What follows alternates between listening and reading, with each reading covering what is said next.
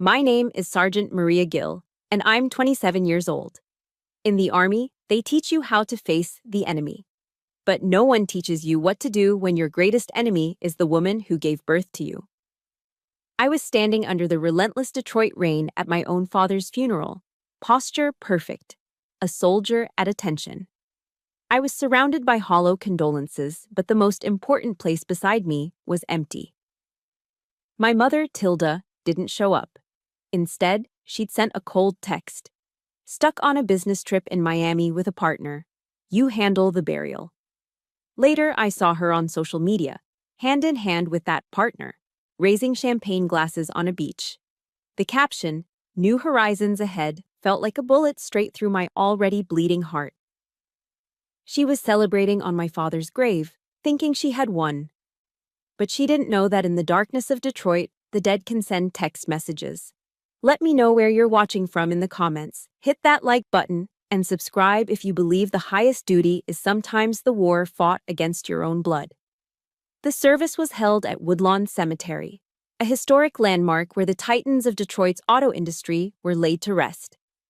The air was thick with the smell of wet earth and history, the gray drizzling sky weeping over ornate mausoleums and weathered headstones. I stood ramrod straight, my Army service uniform, sharp and immaculate, refusing the offer of an umbrella. I let the cold November rain soak the shoulders of my dress blues, letting the chill seep into my bones. It felt appropriate. It was a physical manifestation of the cold that had settled deep inside me. My posture was a stark, painful contrast, the unwavering discipline of a soldier against the complete chaos of my family. The chaplain's words drifted past me, a low hum blending with the sniffles of a few distant cousins and my father's old business associates. But I wasn't listening. All my senses were focused on the gaping void to my left, the space where my mother, Tilda Gaff, was supposed to be standing. Her absence wasn't just an oversight, it wasn't carelessness. To me, a soldier, it was an act of desertion. It was a conscious abandonment of her post, a public and profound dishonor to the man who had been her husband for 30 years. She had deserted the family ranks in its darkest hour, and in doing so, had declared war on his memory. I kept my chin up, my gaze fixed on the mahogany casket, my jaw so tight it ached. This was my duty now. I would see him off with the honor his own wife denied him. After the last handful of dirt was thrown, after the final, awkward pat on my shoulder, I drove back to the house in Grosse Pointe. The sprawling brick colonial, usually filled with the sound of my father's booming laugh or the classical music he loved, was suffocatingly silent. It felt like a tomb, everything preserved exactly as he had left it, yet devoid of life. I walked through the familiar rooms, my boots echoing on the polished hardwood floors. The air still held the faint scent of his pipe tobacco and Old Spice aftershave, ghosts of a life abruptly ended.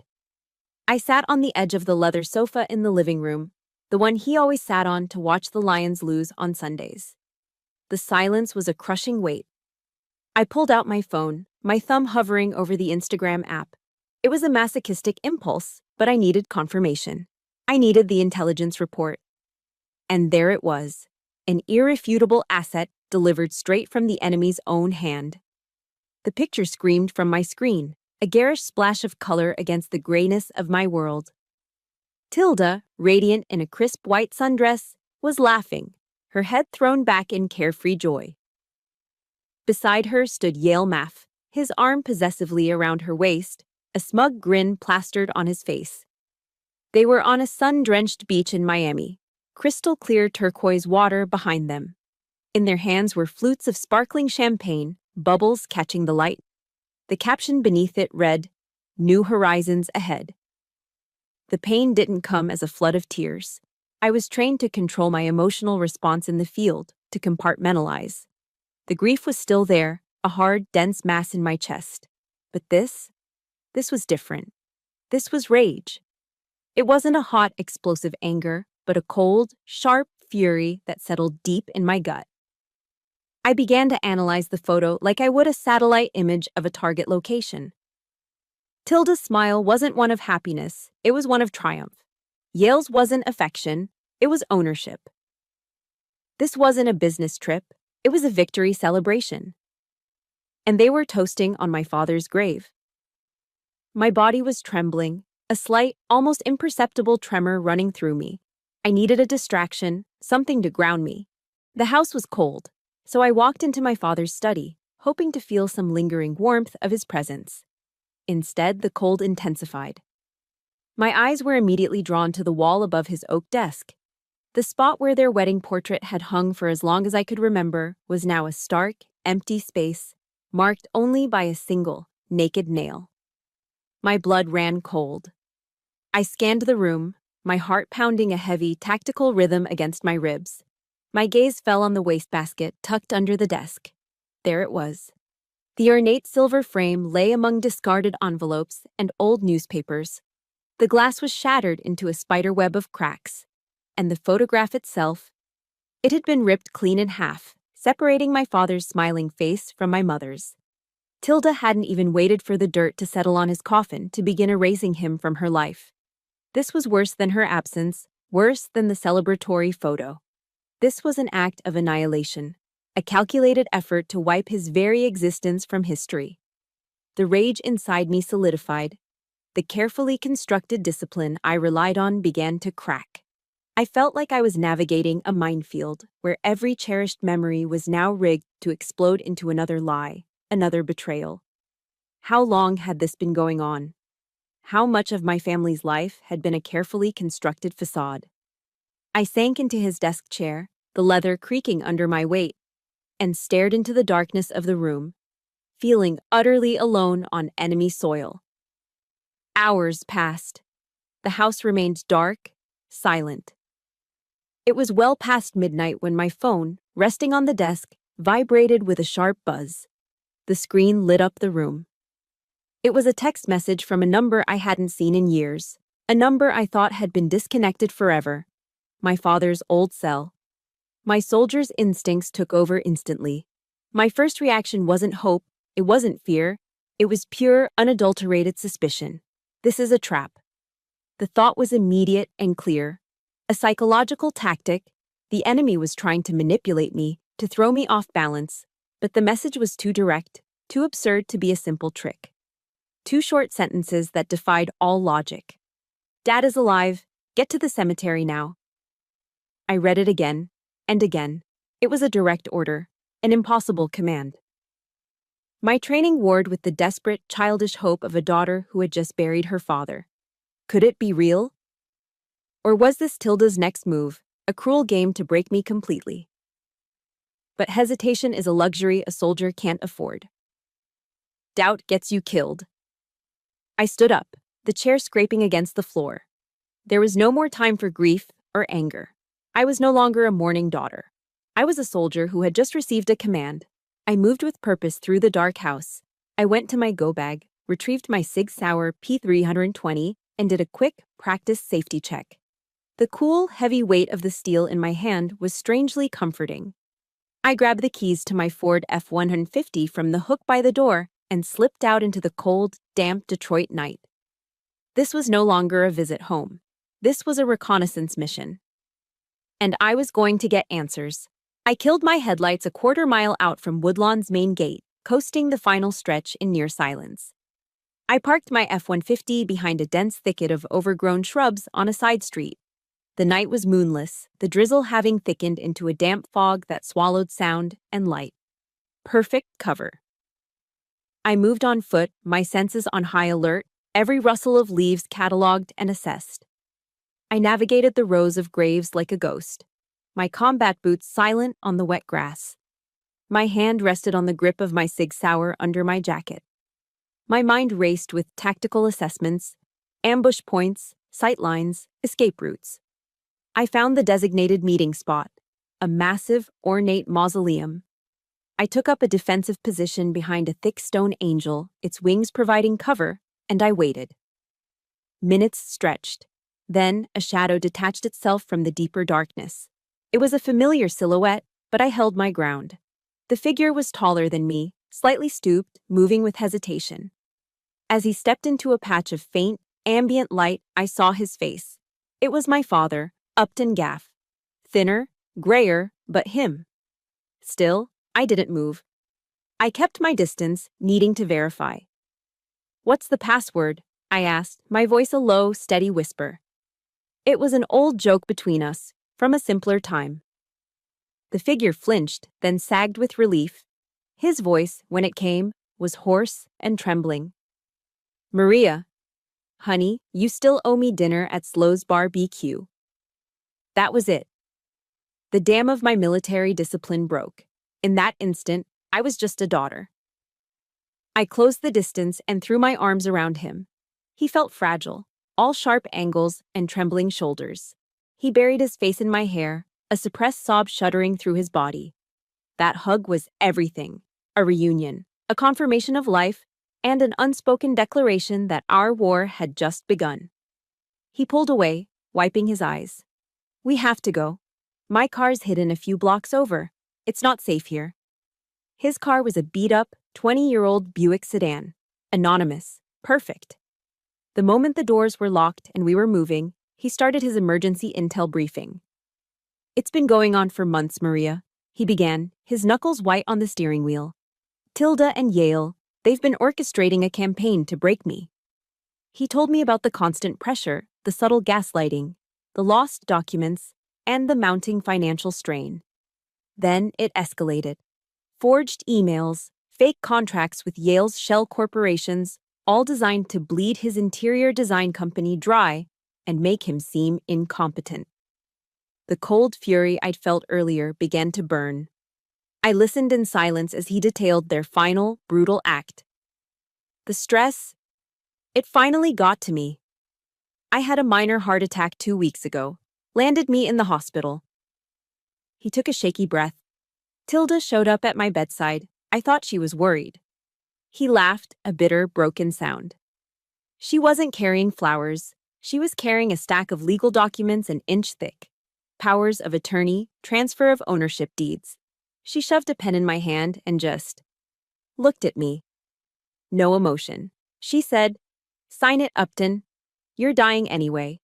At least do something useful." I closed my eyes, the image searing itself into my brain. The sheer calculated cruelty of it was breathtaking. My own mother. He was still talking when his eyes flicked to the rearview mirror. His body tensed. "Maria, we've got a tail." My head snapped up. My focus shifted instantly from daughter to soldier. Identify. Black SUV, 7 o'clock, been with us for 3 blocks. I glanced back. A newer model Lincoln Navigator, dark windows. They were maintaining a steady distance, trying to look casual. Amateurs. "Okay, Dad, listen to me and do exactly as I say. We're going on the offensive." My voice was calm, authoritative. "Next intersection, take a left, get in the middle lane." Left, middle lane, got it. He'll follow. As soon as the light ahead turns yellow, accelerate through it, then slam on the brakes right after you clear the intersection. Force him to choose, run the red or get stuck. He nodded, his jaw set. We shot through the yellow light, and he stomped on the brake. Tires screeched behind us. The Navigator swerved violently, its driver caught by surprise, forced to run the red light. A chorus of angry horns erupted as it careened through the intersection. "He's exposed. Now we disappear," I commanded. "Right turn now, into that alley." I was leaning forward, my knowledge of Detroit's streets returning. We were in Hamtramck, a dense neighborhood perfect for evasion. Second left, another right. Follow this street until it dead ends, then cut through that gas station parking lot. He followed every command, his nervous driving transforming into focused action. I had turned my father into a getaway driver. We wove through the dark, narrow streets, making a series of unpredictable turns. I checked our 6. The black SUV was gone. We were clear. The immediate danger had passed, but the encounter confirmed it. This was real. My dad pulled over to the curb, his chest heaving. "My God, Maria, how did you know how to do all that?" A small, weary smile touched my lips. "Remember Dwayne, the Rock Johnson, Dad?" He looked at me, confused. "The movie star?" "Yeah, he once said, 'Success isn't always about greatness, it's about consistency. Consistent hard work, leads to success. That's all this was. I'm not some super spy. I just consistently analyzed the situation, broke it down into steps, and executed. They panicked. We didn't. We plan. We execute. We win. He stared at me for a long moment, a new respect in his eyes. Then he nodded slowly. Okay, Sergeant Gill. What's our next move? The question hung in the air. We had won the skirmish, but the war was just beginning. We were exposed, and the enemy knew it. We needed a secure location, a base of operations. We needed a real plan. If you've ever had to be the strong one for a parent, if you've ever had to switch roles and become their protector, please support this story with a like. And in the comments below, just type one word: protector. Let's see how many of us are out there. My father drove with a newfound purpose, navigating the dark, rain-slicked streets of Detroit away from the main thoroughfares. Our destination was a place I hadn't thought about in years: the Packard Automotive Plant. To most Detroiters, it was a ruin, a 3.5 million square foot monument to industrial decay, its thousands of shattered windows staring out like vacant eyes over the city, a place for urban explorers and graffiti artists. But as we approached its looming skeletal frame, I understood. For our purposes, it was the perfect safe house. It was vast, a labyrinth of concrete and steel, completely off the grid and ignored by modern surveillance. My dad pulled the old Buick through a collapsed section of chain-link fence and killed the engine. The sudden silence was absolute, broken only by the dripping of water somewhere deep inside the colossal structure. "Come on," he said, his voice a whisper. I prepared a place. He led me through a maze of debris-strewn corridors and cavernous assembly rooms where forgotten machinery rusted in the darkness. He stopped at a heavy steel door in what looked like an old foreman's office, a door he had clearly reinforced himself with a new deadbolt. He unlocked it, and we stepped inside. The space was small but secure. A few battery-powered lanterns cast a warm, steady glow over a makeshift living area. There were 2 cots, a small propane stove with a kettle on it, and a cooler. The air was thick with the strangely comforting smell of old machine oil, damp concrete, and dust. It wasn't a home, but it was a fortress. While my dad got the stove going, my training took over. I immediately began a perimeter check, my soldier's mind assessing the space for tactical advantages and vulnerabilities.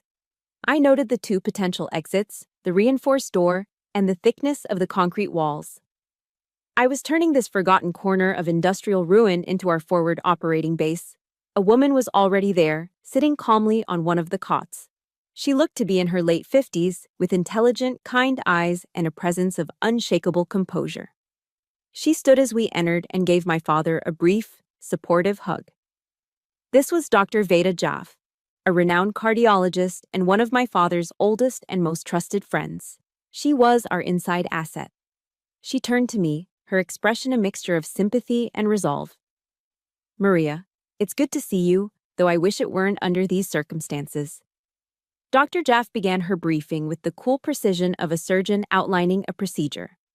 She explained how Tilda's arrogance had been their greatest advantage. "Your mother was supremely overconfident," Veda said, her voice even. "She called the morgue only once, a brief call just to confirm that the body had been transferred. She never came to the hospital to identify him. She never laid eyes on her husband one last time." Tilda's cold negligence had created the opening Veda needed. She had exploited that blind spot with tactical genius. "We used a medical mannequin, weighted to match your father's exact body weight, and wrapped it for transport," she explained. "I altered the digital records, signed the death certificate myself, citing massive cardiac arrest. Then, during the shift change when the corridors were busiest, I wheeled your father out through a staff exit to a waiting car. No one even glanced our way." Her actions were more than just helping a friend in need. This was an act of civil disobedience, a deliberate subversion of the system in the name of justice. I looked at Dr. Jaff, and the respect I felt was immense. It was the same respect a soldier feels for a fellow warrior who has demonstrated extraordinary courage under fire. She was one of us. "Doctor," I said, my voice quiet but firm, "you took an incredible risk. your career, your freedom. Why? Veda's calm expression softened into a sad smile. She looked from me to my father. 30 years ago, my family came to this country from India with nothing but the clothes on our backs and a few dollars in my father's pocket. No one would hire him. He was educated, a master craftsman, but his accent was thick and his skin was brown. She paused, her gaze distant with memory. Your father, Upton, was the only one. He gave my dad a job in his woodworking shop. He didn't just give him a paycheck, Maria. He gave him his dignity. Tilda, on the other hand, she always looked at us with disdain, like we were something she had to tolerate. She never saw us as people. She looked directly at me then, her dark eyes shining with conviction. So, you see, this wasn't a choice for me. This was paying a debt of honor. My father taught me that family isn't who you celebrate with, it's who you fight with. Your father fought for my family's dignity then. I am fighting for his life now. Her words hit me with the force of a physical blow. They resonated in the empty spaces of my heart, affirming that loyalty, goodness, and honor did exist in the world. They just didn't come from the person I was supposed to expect them from. This woman, bound by a debt of honor from a generation ago, was more family to my father than the wife who had shared his bed for 3 decades. Just as that thought settled, a loud vibration cut through the quiet of our makeshift command center. It was my official phone, the one everyone had the number for, buzzing on the small table. I picked it up, a text message from Tilda. My blood ran cold as I read the words, her voice echoing in my head with its sickeningly sweet, manipulative tone. Maria, honey, I know you're grieving. It must be so hard for you. But we need to talk about your father's will and the transfer of his assets. Meet me at the house tomorrow. The message was a masterclass in psychological warfare, feigning concern while revealing her true, greedy intentions. It was also the signal we had been waiting for. The enemy was making her move. My father looked at me, his expression no longer that of a victim, but of a commander. His eyes were clear and resolute. This is it, Maria. This is our opening. He looked at me, not as his daughter, but as his most vital field agent. You have to go. Go to the house. Play the part of the grieving daughter. Observe, listen, gather intelligence. Find out what they know, what they're planning. He put his hand on my shoulder, his grip firm. You are the eyes and ears of this operation now. I looked from his determined face to the cold, calculating words on my phone screen. There was no hesitation. I gave a single, sharp nod. My mission parameters were clear. Reconnaissance was officially a go. The next day, I drove into Grosse Pointe. The perfectly manicured lawns and stately homes felt alien, like a pristine movie set for a life I no longer recognized. Before pulling into the driveway, I took a deep breath, compartmentalized my rage, and put on my mask. I adjusted my features into an expression of controlled grief, a skill perfected in the field. On my phone, tucked in my purse, the audio recorder was already running. I walked up to the front door of the house I once called home. It felt cold, sterile. All of my father's warmth had been stripped from it. There were no pictures of him, no sign he had ever existed. Tilda opened the door before I could ring the bell. She was dressed in an expensive cream-colored cashmere dress, her face a perfect portrait of concerned sorrow. Maria, my darling girl, she said, pulling me into a hug. It was like being embraced by a marble statue, all form, no warmth. The scent of her Chanel No. 5 perfume was cloying. I've been so worried about you. I allowed myself to be led into the living room, murmuring something noncommittal.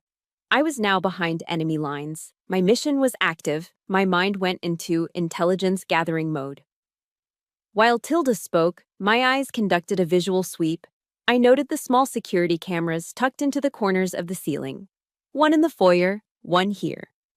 I logged the potential exits, front door, back patio, windows.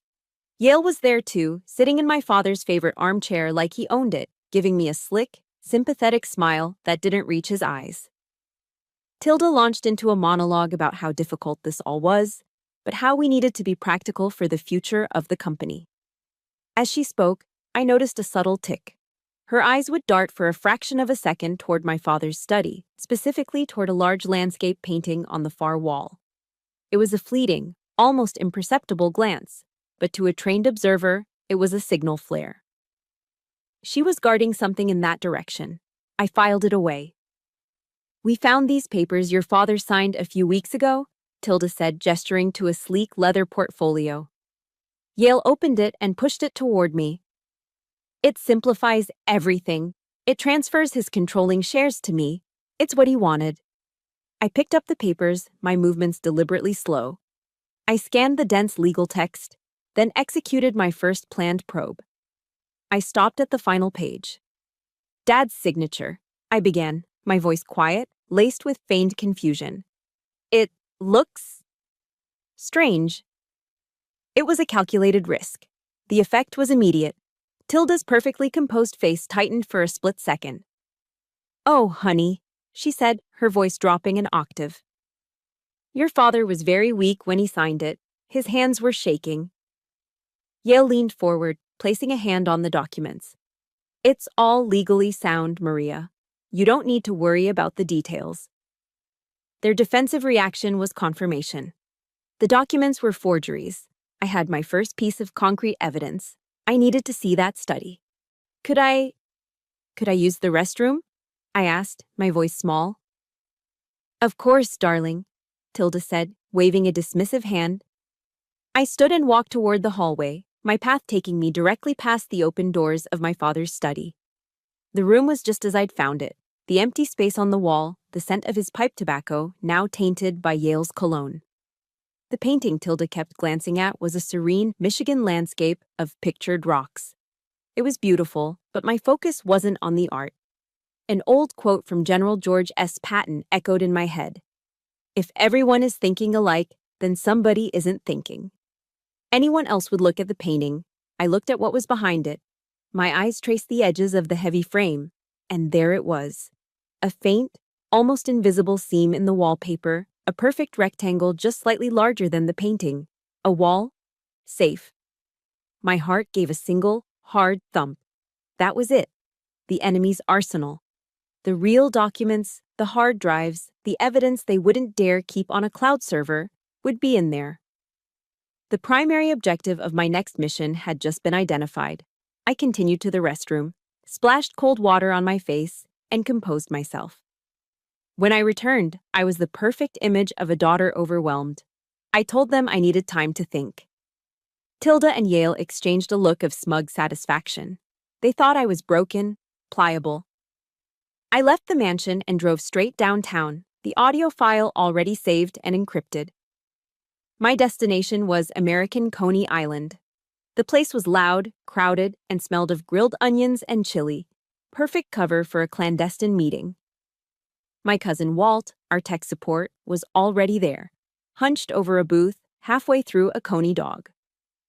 Walt was a genius, a white-hat hacker who ran a successful cybersecurity firm. He was also the only family member, besides my father, that I trusted. I slid into the booth opposite him. I didn't waste time with pleasantries. I placed my phone on the sticky tabletop and slid it across. "Here's the audio from the meeting," I said, my voice low. "They're using forged documents." I grabbed a napkin and a pen. "But more importantly, here's a rough schematic of my dad's study." I quickly sketched the room, marking the desk, windows, and the wall with the painting. I drew an X behind it. "There's a wall safe here. I need to get inside. They're guarding the hard evidence in there. I know it." Walt took a final bite, wiped his mouth, and looked at my crude drawing. He didn't question me, he just nodded. "Security system?" "Standard residential. Cameras in the foyer and living room. Motion sensors on the ground floor." "Easy," he said, a confident glint in his eye. "I can loop the camera feeds and bypass the sensors from my van. Getting you in is no problem." I looked him straight in the eye. "I need everything in that safe, Walt. We have one shot at this." He crumpled up the napkin. "Then let's not waste it." He leaned in, his voice dropping even lower. "They're probably heading out for a celebratory dinner tonight. That's our window." Our operational briefing was short, efficient, conducted over a Detroit classic. The plan was set, the target was identified. I looked at my cousin, our silent pact sealed. Tonight, we were going back in. At 11 p.m., Tilda and Yale's Mercedes pulled out of the driveway. Walt, parked 3 blocks away in his unassuming work van, confirmed it via a traffic cam feed. "They're gone, heading downtown. You are green to go." My infiltration began. Dressed in black tactical pants and a dark hoodie, I moved through the shadows of the Grosse Pointe neighborhood like a wraith. The manicured lawns and sculpted hedges provided ample cover. I approached the house from the rear, staying low, my eyes scanning for any unexpected variables. Walt's voice crackled softly in my earpiece, a calm presence in the tense silence. "Perimeter alarm system is on a loop. You're invisible to it. The camera on the back patio has a 4-second blind spot every 60 seconds. On my mark." I crouched behind a large oak tree at the edge of the lawn, my heart pounding a steady, controlled rhythm. I watched the camera pan back and forth. 3, 2, 1. Mark. I exploded from my cover, sprinting across the open lawn. 4 seconds. My boots barely seemed to touch the grass. I reached the shadows of the house just as the camera began its sweep back. I was in. The target was a small basement window, partially obscured by a thick azalea bush. It wasn't a skill they teach you at Fort Benning, but I'd learned a thing or two from some old friends in Detroit. I pulled out a slim leather case containing a set of professional lockpicks. The lock on the window was cheap, standard residential grade. It clicked open in under 30 seconds. I slid the window up, slipped through the opening headfirst, and landed in a silent crouch on the cold concrete floor of the basement. The air was stale, filled with the scent of dust and my mother's expensive perfume, which had somehow permeated every corner of the house. It made my stomach churn. I was now inside the wire. I moved up the stairs and through the silent house, my steps light and practiced. I navigated the familiar layout, now an enemy stronghold, and entered my father's study. The room was dark, the only light a faint glow from the city outside.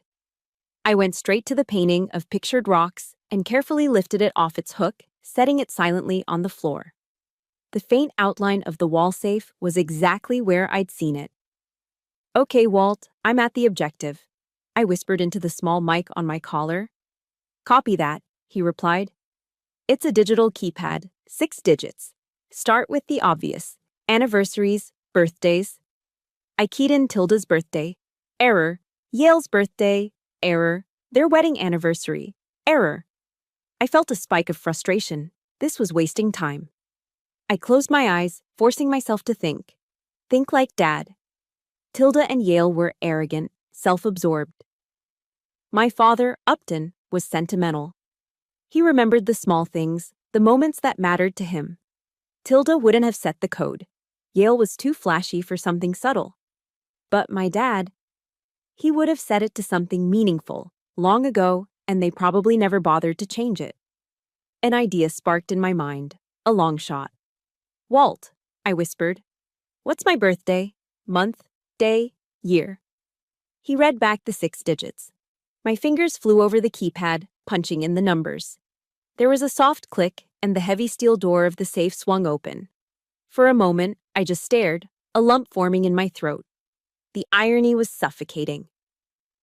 In all their meticulous, cruel planning, in their utter self-obsession, they had overlooked the one thing my father cherished. They had forgotten about me. And that arrogance was about to be their undoing. I shook it off. No time for emotion. Inside the safe was a treasure trove, stacks of documents, financial statements, and a single, black flash drive. That was the prize. I grabbed everything, but the flash drive was my priority. I pulled a small portable data cloner from my pocket and plugged the drive in. A small screen lit up, and a progress bar appeared. Data transfer initiated. As the percentage slowly climbed, my eyes scanned the room one last time. And then I saw it. On the security system's main keypad, mounted on the wall near the door, a tiny single LED light was blinking red. A slow, steady pulse. It wasn't the main alarm. It was something else. Walt's voice suddenly screamed in my ear, sharp with panic. "Maria! Silent alarm. They must have a secondary trigger on the safe. Private security is en route. ETA 3 minutes. Abort. Get out now. My blood went ice cold. I looked at the cloner in my hand. The progress bar was at 90%. 3 minutes. That was a lifetime, or no time at all. My mind presented the options with brutal clarity. Abort the mission now, escape with 90% of the intel, and live to fight another day. Or stay for 10 more seconds, 10 agonizingly long seconds, to get everything, risking capture and the failure of the entire operation. Every instinct, every ounce of my training screamed at me to pull the plug and run. But the image of my father's face, the sound of Tilda's triumphant laughter, flashed in my mind. 90% wasn't enough. We needed it all. I gripped the device tighter, my knuckles white. "Negative, Walt," I ordered, my voice a low, steady command that defied the thunder of my own heart. "Hold your position. I'm getting it all." The final seconds crawled by like hours. 95%. The distant wail of a siren started, growing closer. 98%. My muscles were coiled, ready to spring. 99%. 100%. Data transfer complete, Walt yelled. I didn't wait. I ripped the drives apart, shoved everything into my pack, and slammed the safe door shut. I hung the painting back on the wall, making it look untouched. I was a blur of motion, retracing my steps out of the study, down to the basement, and through the window. I sprinted back across the lawn just as the bright headlights of a private security vehicle swung onto the street, sweeping across the front of the house. I dove into Walt's van, and he hit the gas before my door was even fully closed. We sped away into the night, melting back into the anonymity of the city. We had made it by seconds. We were on the I-94 freeway, putting miles between us and Grosse Pointe, when my phone rang. It was the burner phone, the one only 3 people had the number for. But the caller ID was Tilda's name. My heart hammered against my ribs. I answered, putting it on speaker. Before I could say a word, her voice, stripped of all its fake sweetness, hissed through the phone. It was a sound of pure, venomous rage. "What did you do?" she shrieked. "What did you take from my house? I'm going to kill you, you little bitch. I swear to God, I will kill you." The line went dead. Walt and I looked at each other in the dim light of the van. The threat was terrifying. But the raw panic in her voice, that was the sweetest confirmation of victory I could have ever imagined. Operation Nightshade was a success. We had breached the enemy's fortress and stolen their ammunition, and now they knew it. The aftermath of the break-in was a relentless psychological assault. Tilda didn't call the police. She knew that would expose her own crimes. Instead, she chose a more personal form of terror. My phone became a weapon used against me, a constant barrage of calls from blocked numbers and a flood of text messages, each one more venomous than the last. They were filled with threats, accusations, and twisted pleas. For 2 days, I ignored them, focusing on the data Walt was decrypting. But the endless buzzing was like a drill boring into my skull. I realized she wouldn't stop. She was trying to wear me down, to break me psychologically. I decided I wouldn't give her that satisfaction. It was time to face her, but on my terms. I sent her a simple text. "Meet me, 1 hour." I chose a neutral location, a busy, sterile coffee shop in Midtown Detroit, a place with bright lights, lots of windows, and plenty of witnesses, a place where her brand of violence, the kind that thrived in shadows and whispers, would be out of place. She arrived exactly on time, a storm cloud in a designer coat. The mask of the grieving widow was gone, replaced by a face contorted with raw, undisguised fury. She didn't even bother with a greeting. She slid into the chair opposite me, her knuckles white as she gripped her purse. "What did you take?" she hissed, her voice a low, dangerous growl. The question was a demand, an accusation. "Give it back, Maria. You have no idea what you're doing. You're destroying everything. You're destroying your brother's future. You're destroying my future." I just looked at her, my face a blank canvas. I didn't say a word. I let her poison fill the air between us. She didn't ask how I was coping. She didn't mention the father she had pretended to mourn. Her entire world had been reduced to a single, frantic concern. Her money, her plan. My silence seemed to infuriate her more than any argument could. Her face flushed a dark, ugly red. "Say something, damn it," she snapped, leaning across the small table. When I still didn't respond, something inside her broke. The last vestiges of a mother, if there ever were any, evaporated, leaving behind something purely monstrous. "You know what?" she said, her voice dripping with a lifetime of resentment. "From the day you were born, I knew you were a mistake. Always so quiet, so serious, so goddamn difficult. Nothing like anyone else in this family." Her words were surgical strikes, aimed at the oldest, deepest wounds she herself had inflicted. "Your father always took your side. His weird little girl who liked playing with toy soldiers more than dolls. This family would have been so much happier without you. All the trouble, all the goddamn stress. It started with you." Each word was a physical blow. I could feel the disciplined armor I'd spent my entire adult life building begin to crack and fall away. She wasn't just angry about a flash drive. She was unloading decades of bitterness, using my father's death as an excuse to finally say what she'd always believed. And in that moment, I wasn't Sergeant Gill, the calm, tactical soldier. I was that 10-year-old girl again, standing silently while she praised my brother Brent for his mediocre report card and ignored the academic award I was holding in my hand. I was the teenager who made the varsity soccer team, only to hear her complain about having to drive me to practice. That was it.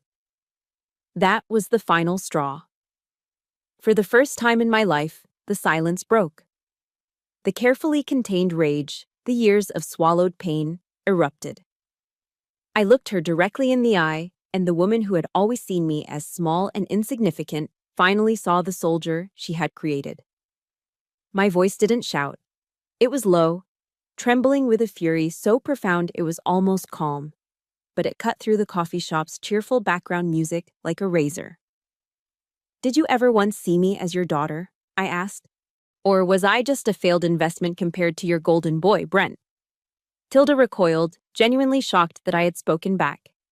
"You didn't just kill my father," I continued, the words pouring out, each one a declaration of independence. "You've been killing my spirit for 27 years.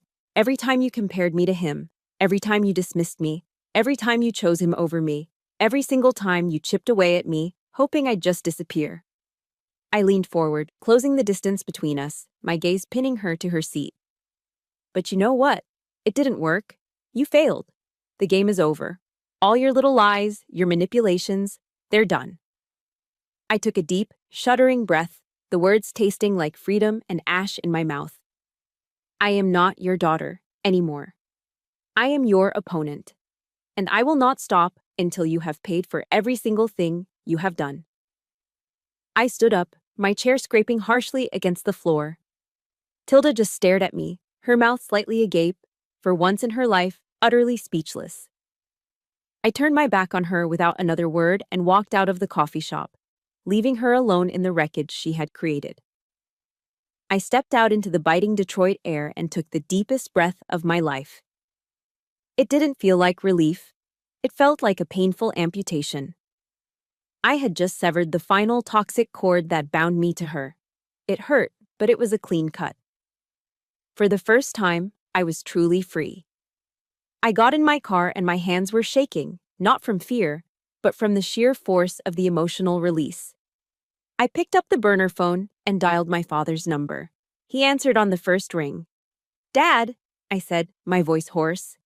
I confronted her. "It's done." There was a pause on the other end. "What's the next phase of the plan? I'm ready. Let's end this." This wasn't just an argument. This wasn't a family squabble. It was a sworn oath. The mission was no longer just about justice for my father. It had become a battle for my own soul. And it was a battle I intended to win. If you've ever had to be the one to finally say, "Enough is enough," and draw that painful line in the sand, please hit the like button for every single person who has found that strength. And in the comments, just write "no more." 2 simple words for a lifetime of meaning. Back in the cold, concrete sanctuary of the Packard plant, the air was thick with tension. The emotional storm from my confrontation with Tilda had passed, leaving behind a cold, hard resolve. There was no more room for grief or personal pain. It was time to weaponize the truth. All eyes were on Walt as he plugged the flash drive we'd risked everything for into a heavily encrypted laptop.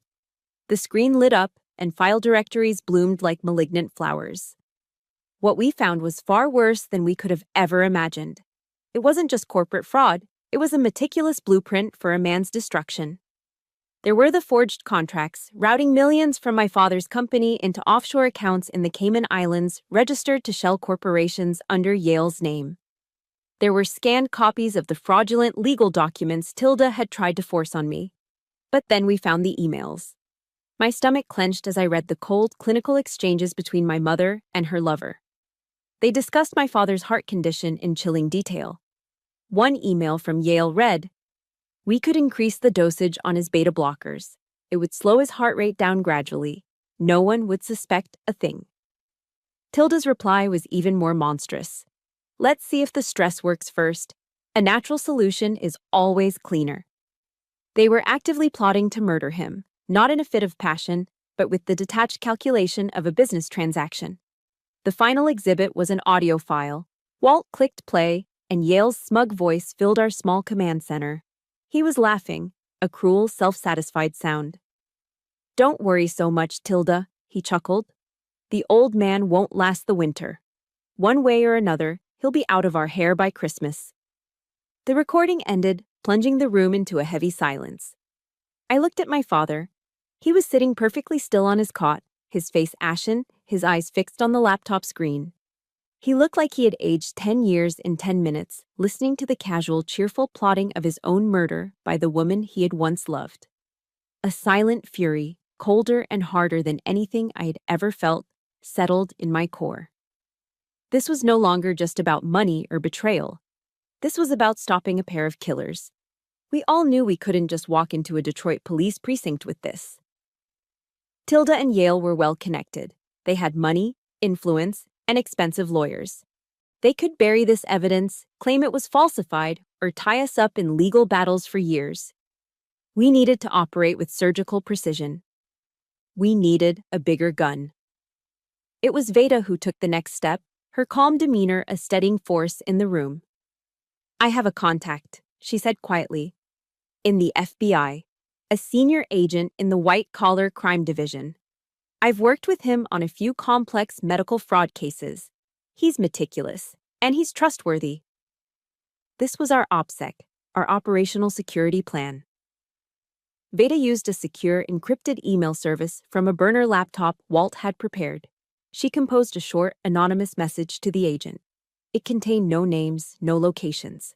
It simply offered a single damning quote from one of the emails and a promise to deliver a complete, uncompromised data package detailing a multi-million-dollar fraud and conspiracy to commit murder case, in exchange for guaranteed witness protection and a swift, decisive federal response. It was a high-risk gambit, but it was our only move. She sent the email, and the first chess piece was placed on the board. Now, we needed the trap. We had to get Tilda and Yale into a controlled environment where the FBI could apprehend them with the evidence in their hands. My father, who had been silent until now, finally spoke, his voice raspy but firm. "Tilda is panicking," he said, his mind clearly turning from victim to strategist. "She knows you took something, Maria, but she doesn't know what. Her imagination will be her worst enemy. We'll use that." The idea for the bait began to form. "We make her believe you took the wrong thing," he continued. "Something that incriminates Yale even more directly than it does her. Something that makes her think you have leverage she can't control." He described an old, leather-bound ledger he used to keep in the early days of his business. A book that didn't actually exist, but sounded plausible. "We'll tell her you found my old black book, a record of off-the-books cash deals from years ago. Deals that could implicate Yale in tax evasion long before he even met Tilda." The plan was brilliant in its simplicity. It played directly into their greed and paranoia. I would be the bait.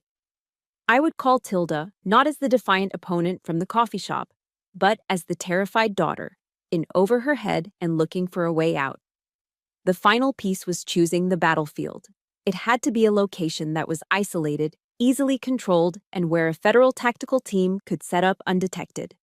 The answer was right here, all around us, the Packard plant. It was perfect. With the plan in place, it was time for my performance. I took a deep breath, pictured myself as that scared, overwhelmed daughter they wanted me to be, and dialed Tilda's number. She answered on the first ring, her voice a tense whisper. "What do you want?" I forced a tremor into my own voice. I made a mistake," I stammered, letting a sob catch in my throat. "I took something from the safe, an old black book of Dad's. It's got names and numbers in it. I think it's about old cash jobs. I don't want any part of this. I don't want to go to the police." There was a sharp intake of breath on her end. I could hear her mind racing, processing the new information, the new threat. "I just want out," I pleaded. "I just want to be left alone. Meet me. Bring money. You can have the book, and you'll never see me again." I could almost hear the gears of greed and panic turning in her head. She thought she saw an easy solution, a way to tie up this loose end and get rid of me for good. The bait was too tempting to resist. "Where?" she demanded. I gave her the location of a specific, cavernous warehouse deep within the Packard plant complex. There was a long pause. Then her decision came, cold and final. "All right, 48 hours. Bring the book. You come alone." She hung up. I lowered the phone, my hand steady. The trap was set. The bait was taken. The clock was now ticking. All we had to do was wait for the players to walk onto our stage. The next 48 hours were the longest of my life. We stayed hidden in our concrete fortress, coordinating with the FBI through Veda's secure channel. The plan was meticulously refined. Tactical teams would be in place hours before the meet. My father and I would be wired for sound. My only role was to be the lure, to get them inside the kill box. On the night of the meet, the Packard plant was transformed. It was no longer just a ruin. It was a stage set for the final act. I watched from a darkened window as dozens of FBI agents, ghosts in black tactical gear, moved silently into position, melting into the shadows of the surrounding buildings. They were a professional, invisible army. And for the first time in this whole ordeal, I felt like I wasn't fighting alone. I took my position in the center of the vast, cavernous warehouse we had chosen. A few bare bulbs hanging from the high ceiling cast long dancing shadows, creating a pool of weak light in an ocean of darkness. I was wearing a simple jacket and jeans, but underneath, a thin layer of soft body armor was strapped tightly to my torso. Tucked into my ear was a small receiver, and through it, the calm, steady voice of the FBI hostage rescue team commander kept me connected. "All teams are set," he murmured. "We have eyes on the target vehicle approaching from the east. Stand by for contact, Sergeant, awaiting your signal." My heart was hammering against my ribs, a frantic drumbeat in the cathedral-like silence. But my hands were rock steady. My breathing was even. This feeling, the adrenaline, the heightened senses, the intense focus, it was familiar territory. This was the calm before the storm.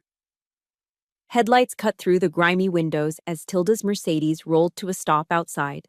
A moment later, two figures stepped through a large, rusted opening in the warehouse wall. It was them. Tilda, wrapped in a fur-collared coat, her face a mask of arrogant impatience. Yale followed close behind, carrying a heavy-looking leather briefcase. Cash, the price of my silence. Their footsteps echoed as they walked toward me, their expensive shoes crunching on loose gravel and debris. They stopped about 20 feet away, their eyes scanning the dark corners of the warehouse with suspicion. "Where's the book?" Tilda demanded, her voice sharp, devoid of any pretense. I held my ground, letting the silence stretch for a beat. Then, I slowly shook my head. "There is no book." A flicker of confusion, then anger, crossed Tilda's face. "What is this? What kind of game are you playing?" "It's no game," a new voice said, calm and resonant, emerging from the deepest shadows behind me. Out of the darkness, a figure walked into the light. My father, Upton Gaff. The transformation on Tilda's face was instantaneous and absolute. Her arrogant smirk dissolved, replaced by a rictus of pure, uncomprehending horror. Her skin went pale, her eyes wide with terror, as if she were staring at a ghost risen from the grave. She physically recoiled, stumbling back a step, a strangled gasp catching in her throat. "No," she stammered, her voice a shredded whisper. "No, it can't be. You're dead." Yale was frozen solid, his jaw slack. The heavy briefcase slipped from his numb fingers and hit the concrete floor with a dead, hollow thud that echoed through the vast space. My father continued to walk slowly toward them, his presence commanding the room. He looked at the woman who had tried to murder him, and his voice was terrifyingly calm.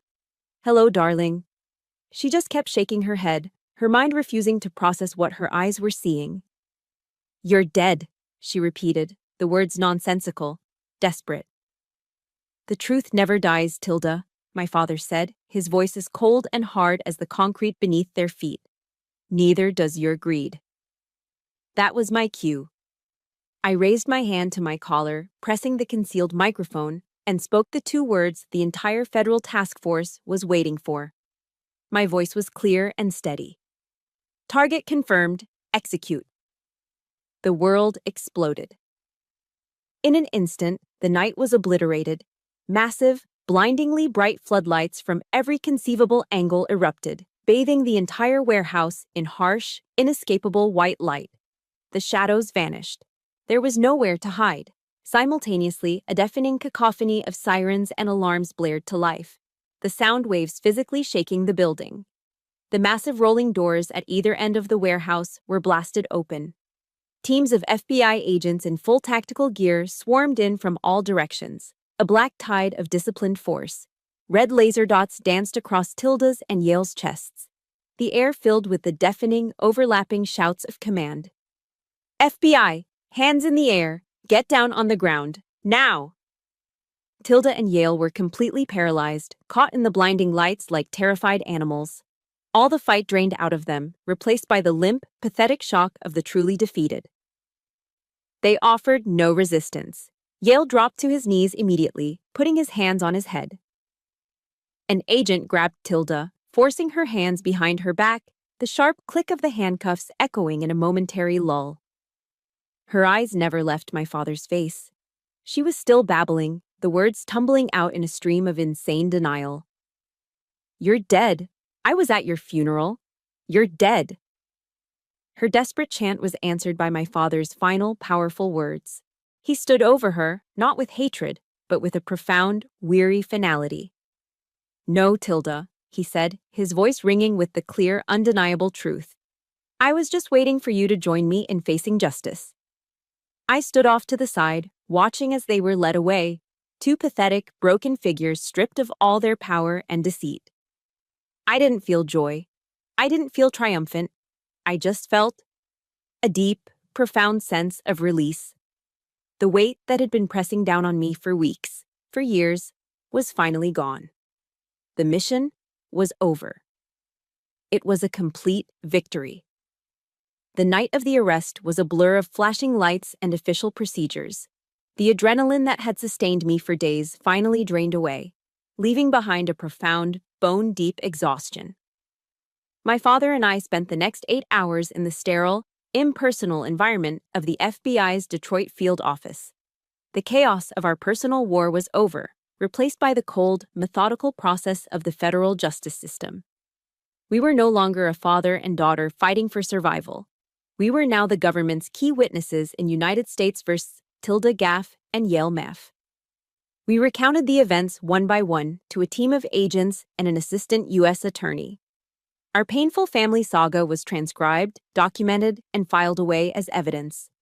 To handle our side of things, my father called in an old friend, Zan Loff, a sharp, no-nonsense lawyer who had been a federal prosecutor for 20 years before starting his own practice. Zan methodically organized our evidence, the audio recordings, the financial records from the flash drive, our sworn testimonies, transforming our story of betrayal into an airtight legal case for conspiracy to commit murder, wire fraud, and money laundering. Handing over that flash drive felt like transferring a massive, unbearable weight from my shoulders to the broad, capable shoulders of the U.S. government. For the first time, I felt a flicker of relief. The burden of seeking justice was no longer mine alone to carry. The months leading up to the trial were a slow, grinding process of legal motions and depositions. Tilda and Yale, with their high-priced defense attorneys, tried every trick in the book. Their official narrative was that Upton Gaff was a paranoid, vindictive man, distraught over his wife leaving him, and that I was his unstable, easily manipulated daughter, using my military background to concoct a wild conspiracy. They tried to paint us as the aggressors, the villains in our own story. But their narrative crumbled in the face of cold, hard facts. The data on the flash drive was undeniable. The trial itself took place at the Theodore Levin U.S. Courthouse in downtown Detroit. The courtroom was a grand, imposing space with dark wood paneling and high ceilings, a stage for the final battle. When my father took the stand, he wasn't the broken man I'd found in the cemetery. He was composed, his voice steady. He presented the facts clearly and concisely, not as a betrayed husband, but as a witness to a crime. He laid out the timeline of their financial and psychological abuse, his testimony unshakable under cross-examination. When Dr. Veda Jaff testified, she was the embodiment of professional integrity. She explained her actions not as a conspiracy, but as an ethical and moral duty to protect a patient whose life was in imminent danger. She calmly dismantled the defense's attempts to paint her as a rogue doctor. Then it was my turn. I walked to the witness stand in my full Army service uniform. The uniform wasn't a costume, it was my armor. It represented everything Tilda hated about me. My discipline, my honor, my refusal to be what she wanted. I answered the prosecutor's questions with short, precise, factual statements. I reported what I saw, what I did, and what I found. I did not offer opinions. I did not speculate. I did not let a single flicker of personal emotion show on my face. I was a soldier, delivering my report. The week before the final verdict, a letter arrived at my father's temporary apartment. It had a prison postmark. It was from Tilda. My first instinct was to burn it unopened, but a part of me needed to know what her final move would be. It wasn't an apology. It wasn't an admission of guilt. It was one last, desperate attempt at manipulation. "Maria," it began, the handwriting surprisingly neat. "You are my only hope. I know you're angry, but you must tell the judge this has all been a terrible misunderstanding, a family tragedy. I made mistakes, I know that. But everything I did was to secure a future for Brent. He needs me. Please, don't let them take me away from your brother." Brent, my older brother, the golden child, who had been living off our parents' money in California for years and hadn't even bothered to call after his father's death. Even now, facing life in prison, her only thought was for him. I was not her daughter. I was just an obstacle to her favored son's inheritance. The letter was the final, definitive piece of evidence of a truth I had known my whole life. I didn't reply. That evening, my father lit a fire in the fireplace. I walked over, crumpled the letter into a tight ball, and tossed it into the flames. We watched it turn black, curl into ash, and disappear forever. That was my final answer. The jury took less than 4 hours. The 4 persons stood, cleared their throat, and read the verdict for the first count: conspiracy to commit murder. On the charge against defendant Tilda Gaff, we, the jury, find the defendant guilty. A quiet gasp went through the courtroom. They read on through every single charge for both Tilda and Yale. Guilty, guilty, guilty. The judge was unsparing. Citing the calculated, cruel, and predatory nature of their crimes, he sentenced them both to 25 years in a federal penitentiary, with no possibility of parole. Justice was done. As my father and I left the courthouse, we were swarmed by a throng of reporters shouting questions. My father, standing tall and straight, leaned into a microphone and said only one thing: "The truth won today." They turned to me, cameras flashing, mics pushed into my face, but I had nothing to say. My report was complete. My testimony was given. I just walked silently through the crowd, my eyes fixed straight ahead. For me, this wasn't a victory to be celebrated with sound bites and headlines. It was just the end. The conclusion of a painful, necessary mission. I had done my duty to my father and to the truth. The final boundary had been drawn. Not by my words, not by my anger, but by the cold, hard steel of prison bars. In the months that followed the trial, the final pieces of my old life were quietly swept away. Gaff Designs, the interior design firm my father had spent his life building, was liquidated to pay off the debts Yale had accrued and the damages awarded in civil suits. The legacy he had fought so hard to protect was gone, another casualty of Tilda's greed. He didn't seem to mind. He sold the big, empty house in Grosse Pointe, taking with him only his personal tools and a few photo albums. With the small amount of money he had left, he bought a modest log cabin deep in Michigan's Upper Peninsula, a place of rugged shorelines, dense forests, and profound quiet. He found a new kind of peace there, spending his days fishing on Lake Superior and rediscovering his love for woodworking, crafting beautiful, simple furniture with his own hands. We spoke on the phone every Sunday. Our calls weren't filled with talk of the past, but of the present, the massive northern pike he'd caught, the progress on the rocking chair he was making. Our relationship, forged in the fires of betrayal and battle, had become stronger and simpler than ever, built now on a foundation of unbreakable truth and mutual respect. We didn't try to rebuild the family we had lost. We accepted what was and found a quiet happiness in what remained. Before my special leave was over, I knew there was one last thing I had to do. I drove back to Woodlawn Cemetery one final time. It was a different day entirely from the one of the funeral. The sky was a brilliant, cloudless blue, and the late autumn sun cast a warm, golden light over the grounds. I found the place, no longer a fresh wound in the earth, but a settled patch of green.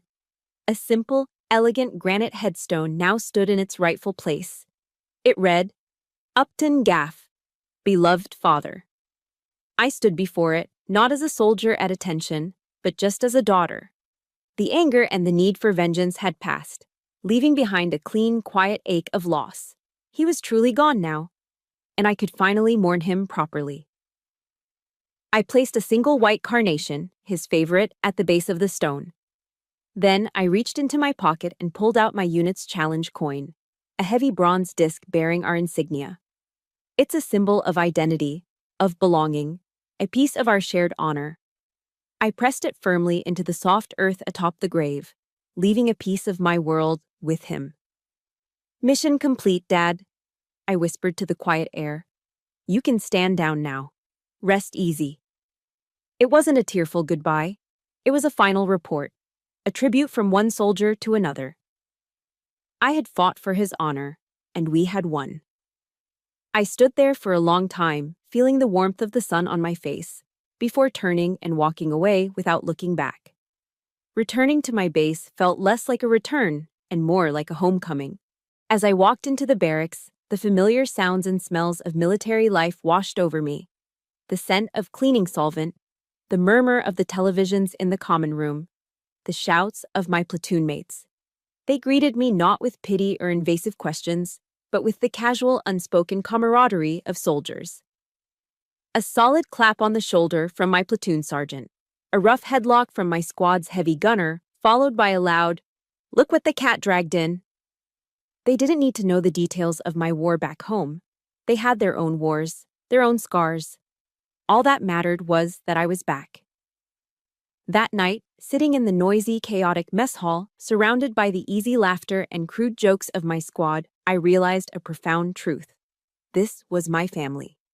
Not a family bound by the complicated, messy ties of blood, but one forged in the clean, simple bonds of a shared oath. A family built on absolute trust, on the unspoken promise to have each other's back when facing down the worst the world could throw at us. Here, loyalty wasn't a choice. It was the principle of survival. I hadn't lost my family. I had finally recognized the one that had been waiting for me all along. The final scene of my leave played out on a windswept tarmac. I stood in my full combat uniform, my pack at my feet, waiting to board a C-130 transport plane. The powerful engines whined, the wind from the propellers whipping at my uniform. But I stood firm, my stance solid, my gaze fixed on the horizon. My leave was over. The war on the home front was won. Now, I was returning to the larger fight, to the purpose that had shaped me into the woman I was. I thought about the oath I took when I enlisted, the promise to support and defend the Constitution of the United States against all enemies, foreign and domestic. I had never imagined that my most dangerous domestic enemy would be my own mother, or that the Constitution I'd sworn to defend also guaranteed the justice my father deserved. In a way, I had been upholding my oath all along. The events of the past few months had left a scar, a permanent mark on my soul. But like the tempering of steel, the fire had also made me stronger. It had forged me into a better soldier, a woman who now understood the true weight of words like honor, truth, and loyalty. I had faced the worst kind of enemy, the kind that looks like family, and I had prevailed. The ramp of the C-130 lowered. It was time to go. As I walked toward the plane, I felt no sadness for the past, only a sharp, clear focus on the future, on the mission that lay ahead. I had survived, and I knew, with a certainty that settled deep in my bones, that there was nothing left in this world that could ever break me again. My story is proof that the deepest wounds don't have to be the end. They can be the beginning of discovering who you were truly meant to be and who your real family is, the one you choose and the one that chooses you back. If you believe in the power of standing up and rewriting your own narrative, then this channel is for you.